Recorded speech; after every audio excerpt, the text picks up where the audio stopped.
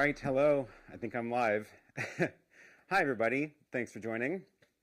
Sorry I'm a little bit late today. Yeah, we had a little bit of a party in here and things got a little bit out of control last night, so that's why it looks a little bit different in here. But thanks, everybody, for being here, and let's say hi to some people in the chat. So, yes, here we go. Hopefully this is all working. Looks like it's all working. So that's good news. Yeah, welcome to another week of this show. If you are new here, this is not what it normally looks like in this space. But if you do have any questions for me, feel free to start your message with a Q at the beginning of the message, and that will make it easier for me to spot on my screen here. So that's how we are. So we're going to run this. So I'm going to go ahead and see if there's any questions I can quickly answer about live streaming ATEM Mini, and I'm going to show you what I'm streaming from today, and I give you a little tour of the rig that I've got in front of me here, because it's not my normal rig, as I'm sure you may have guessed. Is it a virtual set? It's not. It's actually a real. I'll walk around here in a minute because I've got a little portable camera too. I can walk around with. And yeah, that's not little. a little out of control. Oh, Marson says it's a low audio. That is probably not a lot I can do with that right now at this very moment. Maybe I can boost this on this end a little bit. Let's see. I'll just give it like 3 decibels up. Hopefully this is a little bit better. Question, are you starting a renovations show? Actually, kind of, yes. So I did, that is the plan, but let's not skip ahead there. So let's talk first about what I'm using today for this. So Christopher asks, are you using the YoloBox? I am. This is streaming from the YoloBox today. So I will go ahead and show you what I'm looking at, so you can see the other half of this room.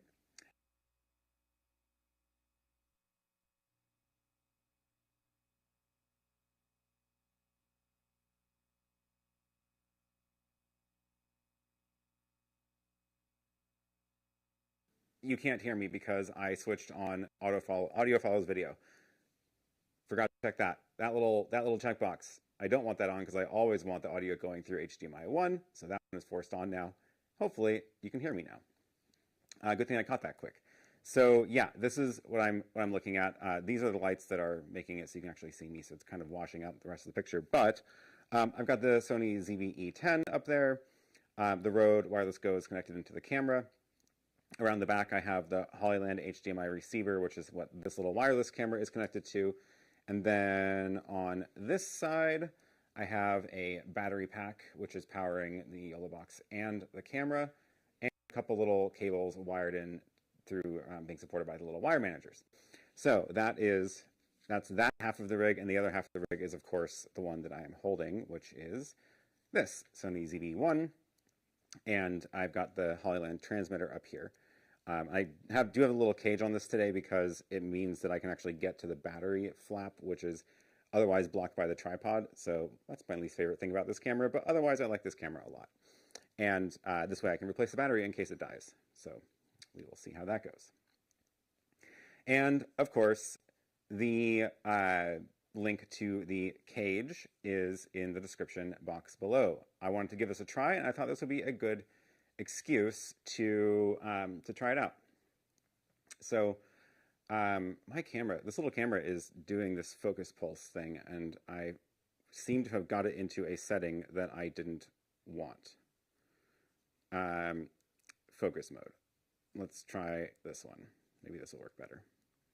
Okay, hopefully that'll reduce the focus pulsing. But yeah, very portable. It's true.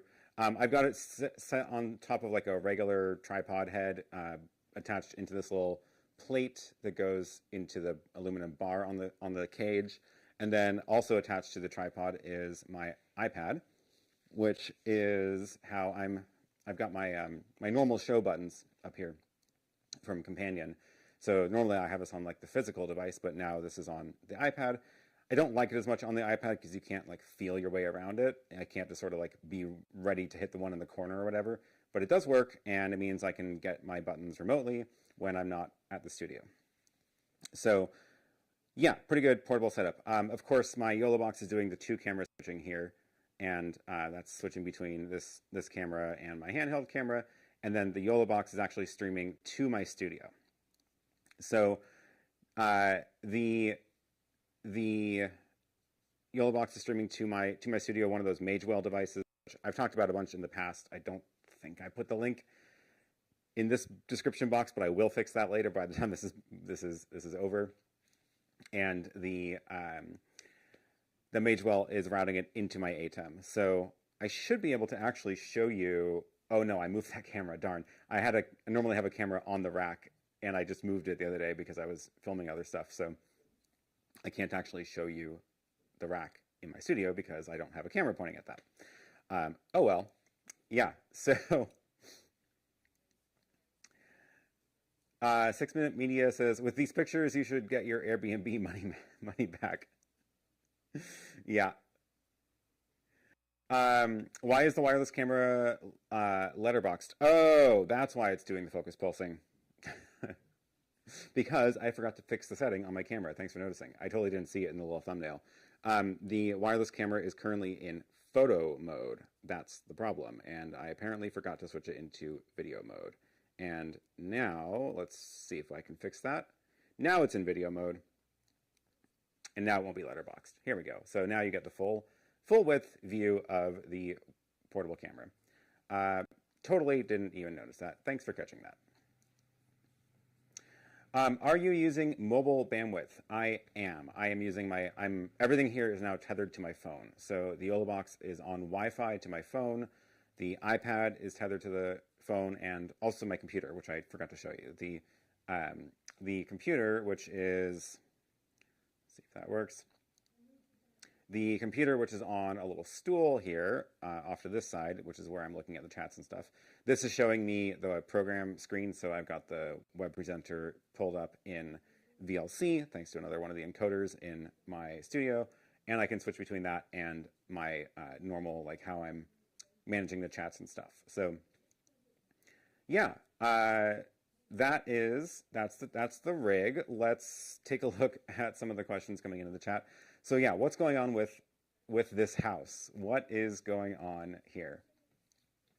This is actually a house that is adjacent to my studio. So the studio is in the back, and I've been renting this out for a while, and my plan is to build a triplex here instead of this house. So going to increase the density and build a bunch more units here, and then eventually move into the top. And it's been a long process. That is a topic for a different channel, and that is also why I am starting a new channel to document this whole process. And I figured this would be a good way to sort of bridge the gap. This is also the only day it's going to look like this, because it's about to have the pros come in.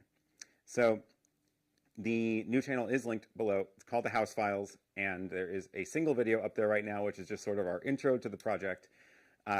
May end up replacing that video later because it wasn't the best. It was the first pass at describing the project. So that is up there right now. That channel is going to end up containing a lot of videos about this whole process, about everything from dealing with the permitting, dealing with the choosing appliances, building out a home automation system, building the whole thing is going to end up presented there. I'm not going to put it on this channel other than today. So the date is set for this house to come down, and it is being deconstructed, which is a fancy term that basically means taken apart very slowly and very carefully so that most of the things can be saved and reused. And you probably can't really tell anymore because there's a lot of dust everywhere, but there's like, for example, the floors here. This is all, decent hardwood floors. And then one of the notable things about this house and houses of this age are the wood used in the walls.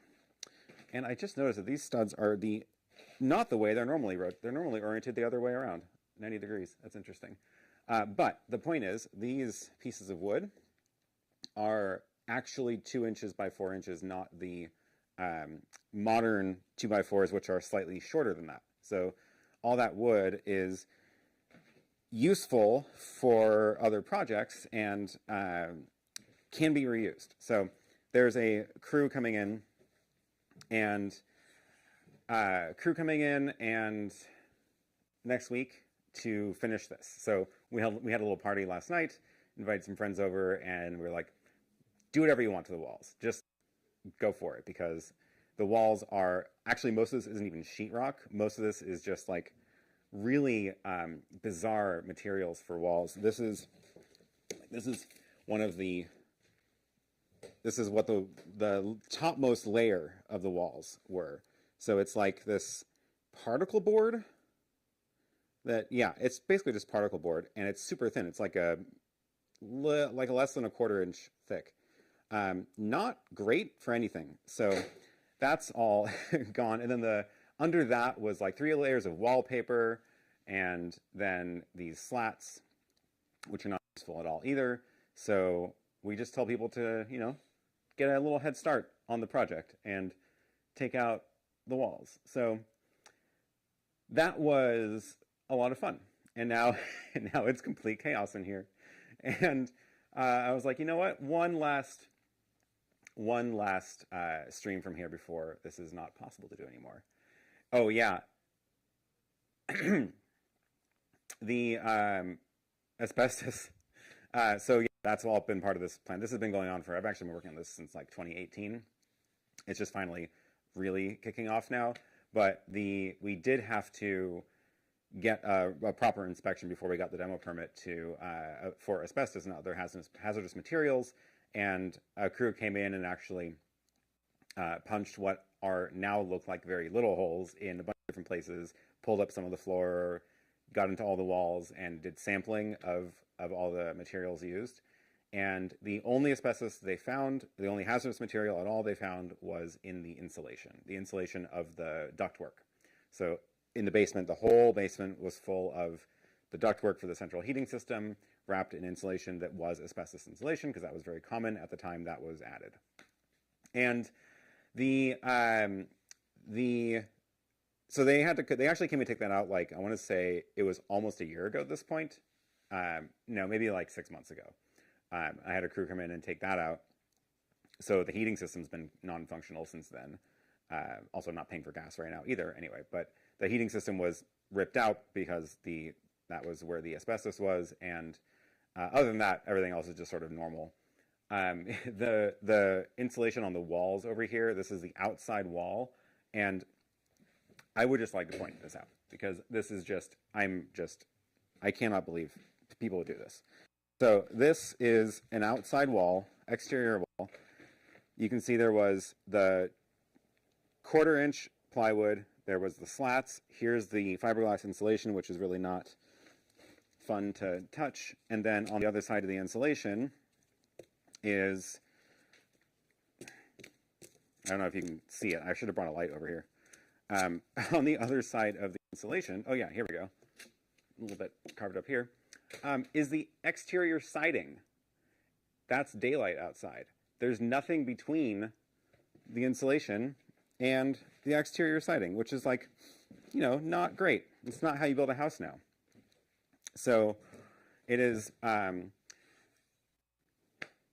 there, at least it was insulated, but they blew it in, you know, at some point in the past. But there's, yeah, normally you have like a whole bunch of layers between the inside of the house and the outside of the house, including just, you know, big sheathing for structural support. There's like usually a vapor barrier. So, God, this house has just been added onto so slowly over the 100 years that it's been around that it doesn't make any sense. And yeah, Emerald says you would at least want to have a vapor barrier. Exactly. Like, I can't believe this house didn't have more problems of like mold and stuff inside, frankly. And then, oh, this room is super weird. So this is the living room, and you know, that's the front door, little front living room, bay windows, whatever. And then you can see the grid up there. That's where the ceiling was. You can see the light fixture.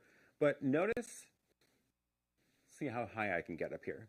Notice what's above that sort of dropped ceiling. It's actual, like, completely perfectly good condition wall and ceiling up there. It's like somebody chose to build this ceiling 2 feet lower for some reason. Like, you can see how weird it is that the trim for the windows is so close to that ceiling. Like, that doesn't make any sense. Why would you do that? Because it used to be a nice tall ceiling in here. So, I don't know. Some design choices were made here that I disagree with. So, yeah. So if it rained, the storm insulation would have got wet through the cracks.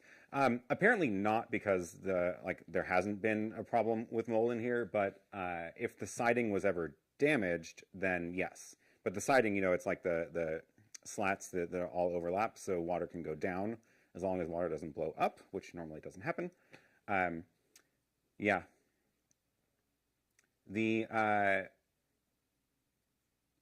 Eric says, I suspect this house was built in 1890-1900, balloon frame with siding attached direct to 20-foot long 2x4 studs. Exactly. It was the core part of the house was built in 1900s-ish, I think 10, I don't remember exactly. And then they just added a bunch of stuff over time. The bathtub was from 1923, so the bathroom was added in 1923, I guess. Yeah. So yeah, what a mess in here. Lath and plaster didn't let much moisture through. Yeah, but that's on the wrong side. Like, you want the moisture, the vapor barrier, not after it gets through the studs. You want it before it hits the studs. Anyway, turns out house engineering has improved a lot in the last 100 years, so that's cool. Dropping the ceiling was a common thing to do to help reduce heating costs. You know, somebody had the idea last night, and we were like, that seems like not the most efficient way to improve heating, but I guess it does, because there's just less air to heat. So yeah, good times. Oh, thanks everybody for subscribing to the new channel. 15 subscribers now. Awesome. Eric says, I lived in an old house chopped into apartments that had particle board between the units. Oof, yeah, cheap. So yeah, good times. Okay, where were we? What we do for good acoustically treated rooms. I know, actually, because now none of the walls are flat anymore, the sound in here is not actually that bad, because there's just stuff everywhere and insulation everywhere. Cheryl says, I think the plaster sagged and someone was too cheap to fix it and just lower the ceiling. So this one, if I'm looking up at it, it actually looks like it's in perfect condition. This side looks perfect. However, so here's that grid. And like, I don't know how much you can exactly see on this because it's kind of dark, but it looks like it's in very good condition.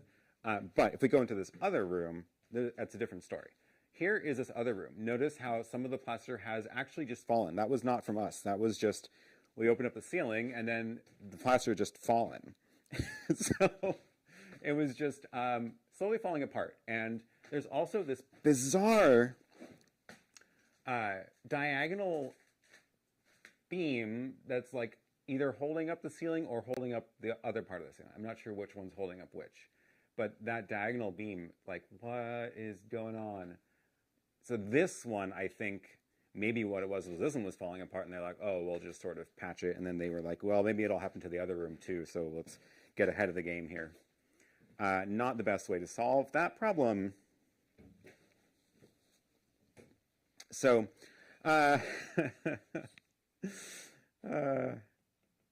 is it cold in there? Yes, it is. It is. It's cold outside today. It was 40 Fahrenheit when I was biking up. So there is obviously no heating in here, and now there's basically no insulation either. So yeah, it is cold. Okay. Let's talk about, let's see if there's any questions I can get to. Again, if you do want me to see your question, make sure you type the letter Q in front. And I'm going to go through these, some of these really quick while I am sitting here. The how to repair topical channel for today. Simple way to control the ATEM Mini from a different location. I need to be working on the appliances and let my friend in a different country change cameras in the stream. That's actually essentially exactly what I'm doing right now. This is pretty much exactly the setup you could do. And so there's two ways to do this, right? Like what I'm doing right now is I'm not switching on the ATEM Mini. My ATEM's over in the studio running all the graphics and all that kind of stuff. So what I'm doing right now is switching on my end with the YoloBox, and I am pressing these buttons. And then it's all being encoded in the studio. That works fine for me because I'm running the camera. But if you want to have an ATEM like remote here, like what I'm doing here, with a bunch of cameras plugged into it and let somebody else control it, that's when you need to go into some sort of VPN setup. It gets a little bit complicated to talk about the different options for that because there are so many different ways you can do it, but I will, I did actually do a blog post that I haven't yet turned into a video because again, it's just a lot. I did do a blog post about this type of thing, including all the gear you need in order to actually make that happen. So I'm gonna drop this link in the chat. I can't show you my screen right now because my computer is here and not wired into the YoloBox. I can just video my screen. This is what the blog post looks like.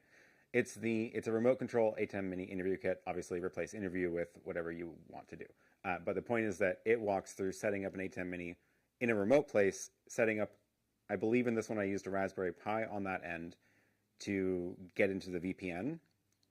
And then it can be controlled at the studio. Someone at the studio can control your ATEM rig remotely. So you plug in 4 cameras, they can switch cameras, and you get the one feed encoded out of it. So that is it's complicated. I'm just going to say that up front. But I did write it all down already. So it's all there for you to take a look at.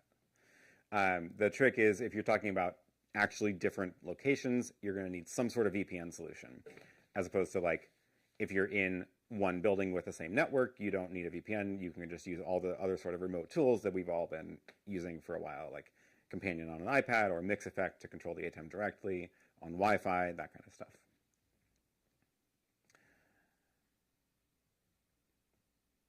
Have you tried out H2R Stingers yet? I did. I saw John's announcement about that. Super cool.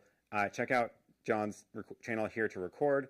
H2R Stingers is essentially a little trick that uses 10 slots in the media pool to create a 10-frame animation and then runs through those with a macro.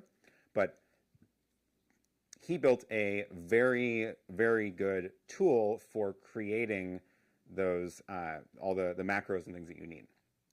So he's a bunch of animation styles built into it out of the box, and then you just sort of download them, upload to your ATEM, and you get these nice 10-frame, 10-image sequence stingers that you can use without running external hardware, which is really cool. I played around with a little bit. I made a custom stinger as well, because it really is just running through a series of images that are black and white that are the stinger graphics. So I was able to create my own animation in Apple Motion and then load that into the ATEM, and it works great. It's super cool. It's super fun. Definitely take a look at it. Yeah, it is.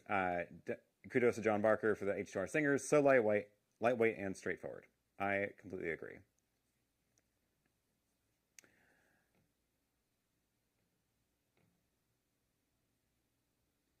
Keith says, do you use a dummy battery for the ZV-1? Right now, I'm not actually. I'm just on the internal battery of the ZV-1. I'm not recording on this, so all it's doing is outputting the signal over HDMI. The built-in battery is holding up fine. It hasn't dropped down from, it's still got full bars on the battery. But if I use this in the studio, I usually do the DC coupler in it because it is a little bit, I don't have to worry as much. I'm also not planning on doing more than an hour today, probably less than that, because it's very, very cool in here. So I'm not too worried about the battery life of the handheld rig. Christopher says, is YOLO Live paying you commission? Because watching this makes me really want to buy one, which means I'm saving up for one. Awesome. No, this is not a sponsored video by YoloBox, but they did send me the YoloBox a long time ago to use in these kinds of videos. And I've been happily using it and making tutorials about it and stuff like that. Jules says, are you using one battery to power everything? And if so, which one is it? I am. It is, let's see, I've got the lights and the Rode are on their own batteries. So I've got the two Aputure MCs that have their own built-in battery. The Røde Wireless Go has its own battery. But I did power the YoloBox and the camera from a battery. And it's just like one of those regular phone USB batteries with the, this one's RAVPower, but I have a couple other ones. I have like an Anker one also. But it's just got USBs out. So USB into the YoloBox, USB into the camera. It's the largest you can take on an airplane, 26,400 milliamp hours. Oh, and then this is also on its own battery. So I'm not powering everything off of that battery, but the things that last the least amount of time, I wanted to give extra power. And the things that last the least amount of time, actually, the YoloBox is pretty good. I probably could have got away with not powering the YoloBox off the battery, but I wanted to anyway, because I wasn't fully charged when I started this, because I forgot I had been using it before. And then the camera batteries just never seem to last that long for some reason. Saga of Steve Rogers says, I have an ATEM Mini and I want a Stream Deck. I've read that the Stream Deck needs to be connected to the network. Does that mean it has to be on an Ethernet cable to the router? Kind of. The way that you connect the ATEM and a Stream Deck is actually through a different piece of software called Companion. So Companion is a piece of software that talks to the little buttons on the Stream Deck and can manage all that and talks to the ATEM.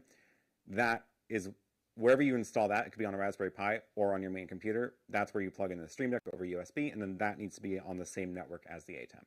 So easiest is just take your regular laptop you're using for everything else, install Companion on that, and then plug in the Stream Deck to that laptop, and as long as that's on the same network as the ATEM, it will.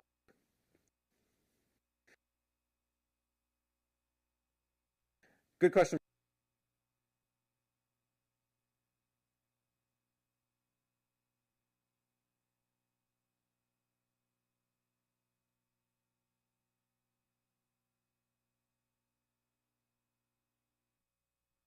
It's going to be a triplex. They're all 2-bed, 2-bath, except the top floor, our floor, is 3 bedrooms. The plan is for at least one of those bedrooms to be dedicated to an office. May turn into a mini studio, but it might be more just actual office space for working in. And then there's going to be a separate room, which is it's like a really small bedroom, which may also turn into a makeshift studio / gym / we'll see. It's not very big, but we'll see what we can do with that. Problem with the network and back with the rewind. Oh, interesting. I wonder what happened. Maybe just network glitch on my phone. Oh, I see some drop frames on the YoloBox. So it must have been a network glitch. Okay, I will. Can you redo your intro to the house? We lost most of it. So I was talking about the. Okay, now we're back down to 0 drop frames. Great. I'm guessing that was just a LTE glitch because I am on my cell phone's network right now, which is sitting down on the floor down there. I was talking about. I guess I should keep an eye on that dropped frames more. I was talking about the plans for the studio space. There's going to be at least one space in there that is going to have be usable as a studio. Probably not as complete of a dedicated studio space as the main studio, but I would like to at least be able to do streams from a desk and things like that. And you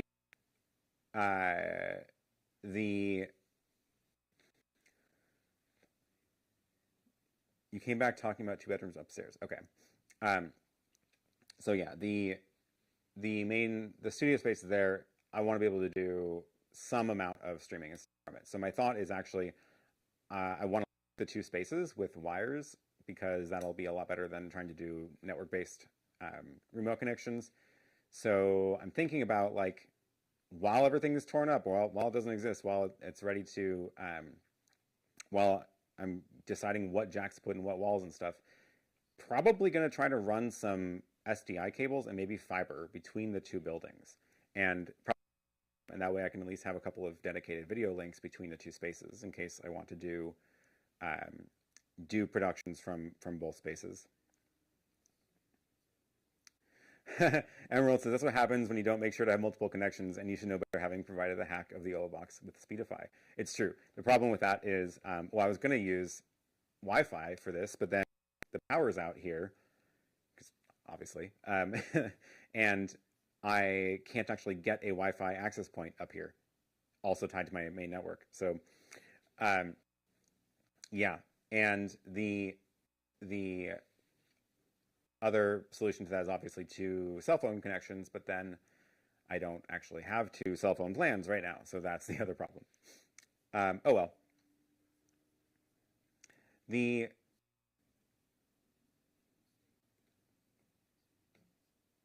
other questions.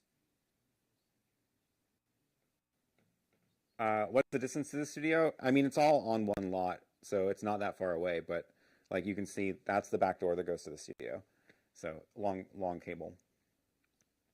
We'll use the Unify antenna to connect between the buildings. Hopefully I will have a wire between the two because I want everything wired as possible. So I want to do, you know, like 10 gig connections between the 2 routers in the 2 buildings to have a solid dedicated network connection between the 2 rather than wireless. I'm on a night train, so it's hard to know if it's the bandwidth here or at your place. Yeah, that one was definitely on my end. Eric says, you and Doug will be building out new video spaces almost simultaneously. He's going to finish way first. Also, mine's not going to be just a new video space. It's mostly a house, less about the video. And he's already like ready to now build out the video space. I don't even have a house to build a video space in yet, so he's gonna beat me there.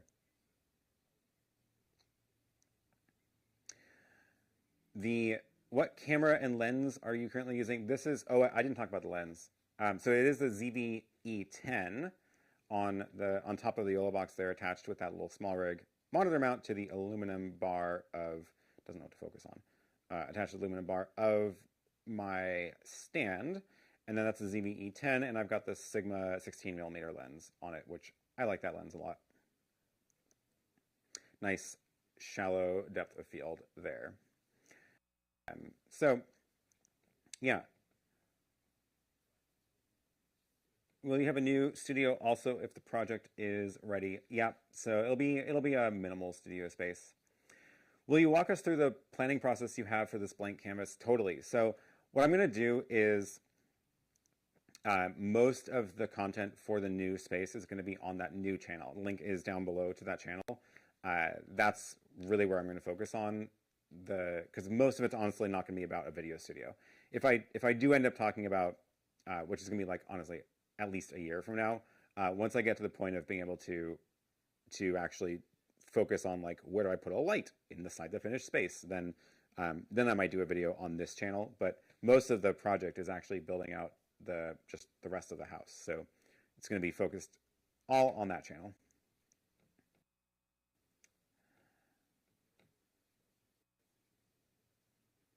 Which lights are you using? Small, but seem to be doing a good job. They are the Aputure MC, so I will again try to link that down below later because I didn't plan far enough advance to get all these links ready. I actually had the idea to do this morning, which is not how I normally run these streams. I was like, this morning I was like, you know, it'd be fun. While this is all torn up, let's do a live stream from here because I'm never gonna be able to do this again. And then I was like, well, I guess we got to get that video out on that channel to have the channel exist. So I finished editing that video this morning and then rushed over here while Lily was busy uploading the channel art to it. So threw that together real quick. And that's why I didn't get a chance to properly document this whole rig. But I will fix that after the stream.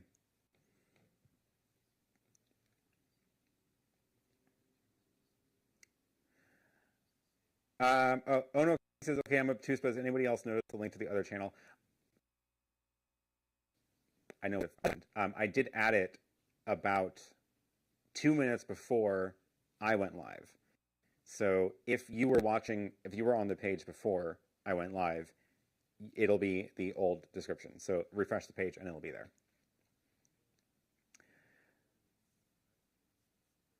Stanley says, how many frames do you estimate the video hub delays between source and input reassignment switches? So there's when it actually does the switch, especially at the other end of it. So you can't use it as a switcher like an ATEM and expect clean cuts. As far as actual delayed video signals, it's extremely minimal. I believe it's 1 frame, but it's essentially non-existent. So like you don't really have to think about it. But yeah, it's not a switcher. You can't switch like an ATEM. So you can't clean switch like an ATEM. There will be it's more like unplugging a cable and plugging it back in. I do believe Doug Johnson did a video demonstrating the video delay between, for a router. So check out his channel. I'll try to remember to link that one down below too. Can you name the brand and type of the HDMI transmitter and receiver? This is the Hollyland Mars 400S Pro. That's the one that I am using here. They did send this one to me a while ago to use in these kinds of videos. And that's been working great for this.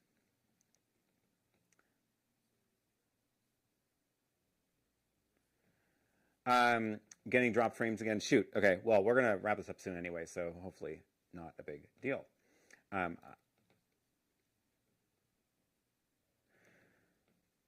didn't see him on the screen this time. For live streaming an event from an ATEM Extreme ISO, is it worth it to get an external encoder for 265 or just go straight to the OTA wireless modem from the ATEM?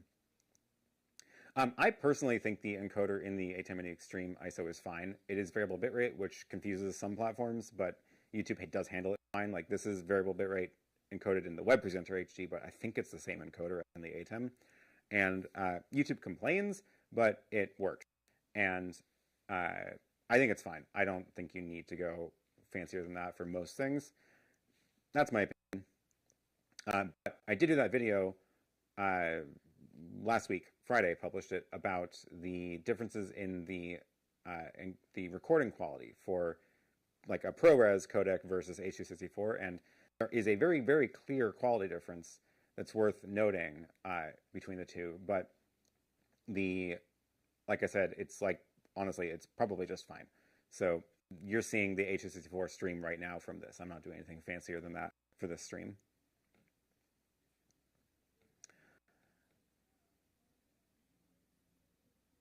Cool. Okay. You can. I don't know if you can see it. I can see my breath.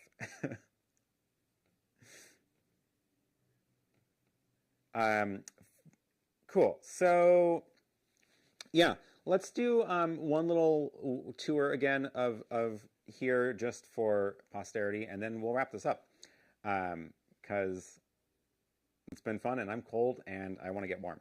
But I do want to just do one more walkthrough of this, and then I'm going to go shoot some actual video for using in the new channel of this space, and maybe clean it up a little bit before the contractors get here and see what a mess we made. But this is the mess we made last night. Front door, took out all of the plaster covered on wallpaper, covered plaster. Oh, here you can see all the layers of the wall. So many layers. There are very few drywall in this house. The entryway was one of them. And then we've got the one bedroom over here, very small bedroom with 2x4s pointed the other direction than normal. Another bedroom over here. Had some fun smashing walls. That's a lot of nails on the floor, so I'm not going to walk in there. A lot of nails. Made it through to the other side, so you can see the bathroom. There is a chimney here. This goes into the basement for the furnace.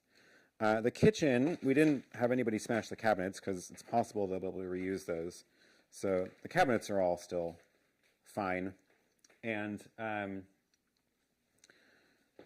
this room, this little office space here, little office, did a pretty good job in here. Bathroom, we are saving the tub, so that's already been pulled out. With the bathtub there. This exterior wall, ooh, I don't know if this is, my signal is okay. Now I'm no longer line of sight. That wall is the plaster, just painted, and then this one. So now I'm going to come back over here and see if my connection held up. That'd be a good range test for that Hollyland transmitter.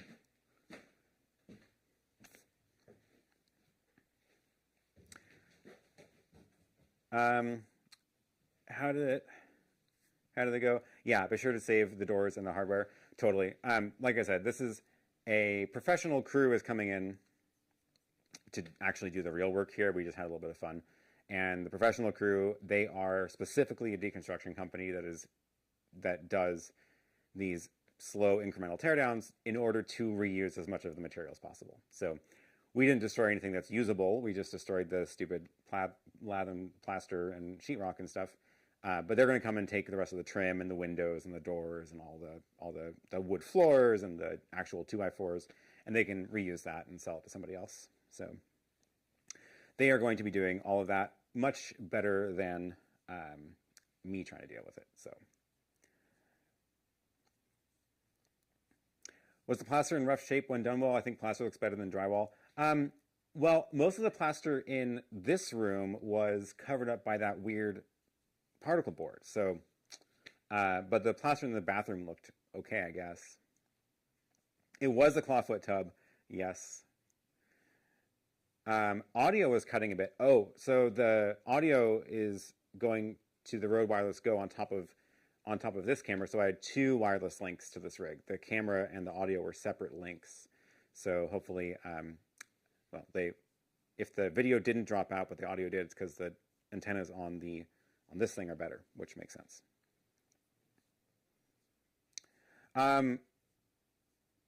Peter says, if there's a chimney, you might install a small stove. They are fun to get a warm room. Well, the whole house is coming down, so the chimney is coming down too. Yes. No more chimney. It's coming down to the ground. I am going to try to film as much of that as I can too for the new channel. So you'll be able to see that progress. So 2x4s are $1 million each in Canada at the moment. I know, yeah. Well, and they don't even make actual 2x4s anymore. They're 1 3/4 by 3.5 now. And most of this is actual 2x4s, which is why the company wants it and why they're doing this demo work for a good deal.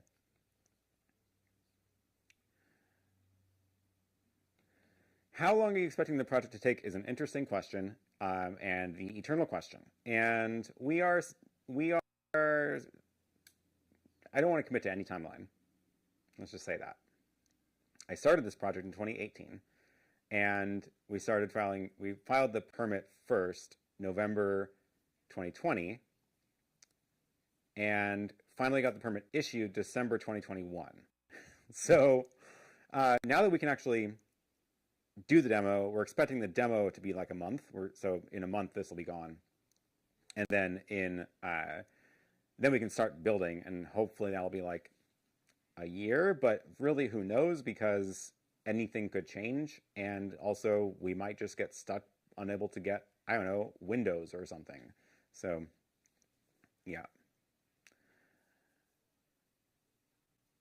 Yep, not just a renovation. It is all coming down.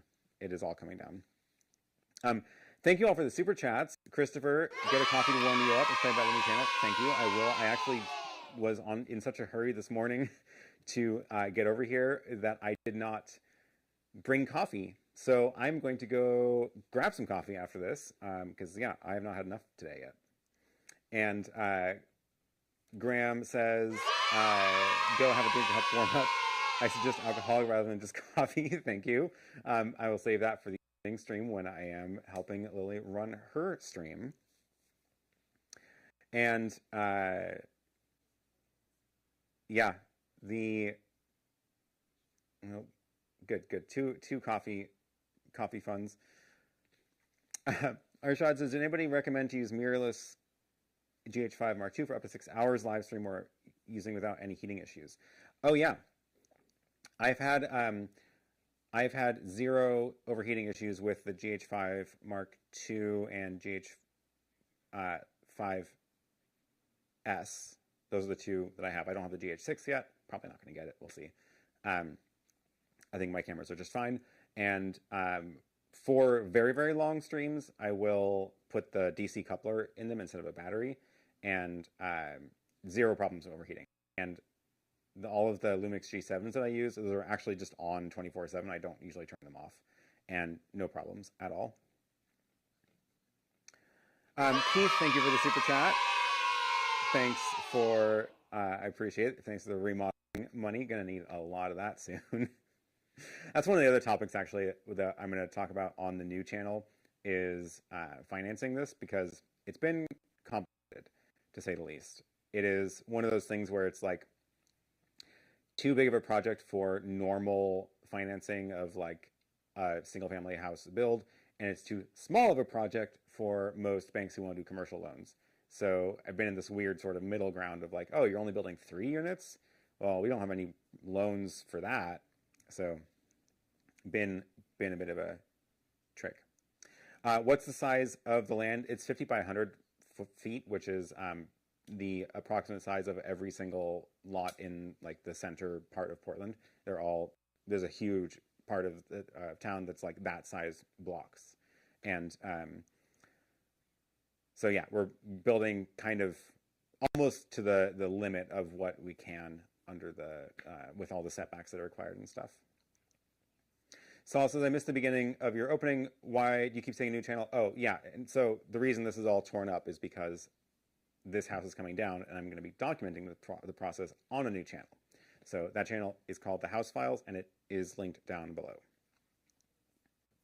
Oh no, Coffee says, I've forgotten the ZV-1 on overnight, recording to OBS in a dark room, powered by USB, and it was still running the next day. That's a good testament to that camera. That's great.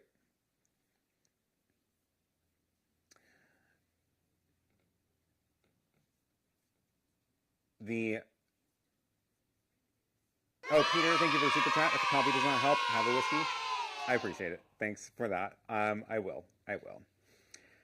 Yeah, so my plan the rest of today is to do a few more shots around here of just this mess, and because I want to be able to capture it, use it in B-roll later when we're talking about the project. It was a fun time. Had a lot of friends over yesterday who we hadn't seen in a while. One of the nice things about like it was a huge mess, right? And like the dust is settled now, but it was dusty. I got a couple of shots in the dust. It was kind of amazing. I'll show those later. But of course, everybody has masks now. It was like not a problem. Like everyone, we're like, make sure you bring a mask because it's going to be full of dust. And of course, everybody has them now, so that's convenient. Yeah. So we're going to wrap it up there. Thanks everybody. Thanks for joining. Thank you for the super chats. Let's see if I can do this. Yep. This was also a fun test of the remote rig, so I'm glad that seems to have worked mostly. It looks like I need to keep an eye on some dropped frames or get better about bringing redundant connections, but overall it seems to have worked well. Happy about my remote access to this. I was able to, use the YoloBox to do the 2-camera switching, have the iPad down there with my show buttons for running the credits, which I'll press in a second, monitoring the comments and the main program stream from here, looking at the web presenter on my computer screen. Happy to talk more about that all next week as we are back to our regular scene, since this will be in the middle of even further deconstruction. But in the meantime, thank you all for joining. Thanks for all the super chats. Thanks for tuning in every week. It's a lot of fun to be able to chat about this stuff. And yeah, if you do want to get a hold of that cage that I've got on this YoloBox, this is the one that's designed for the YoloBox Pro. It's linked down below. PK1 YoloBox Cage. We also have the desktop stand, but I wanted to give this one a try out in the field. So it's been a lot of fun to try that out. And yeah, thanks everybody. Thanks for joining. And I will see you all again next week, same time, same place.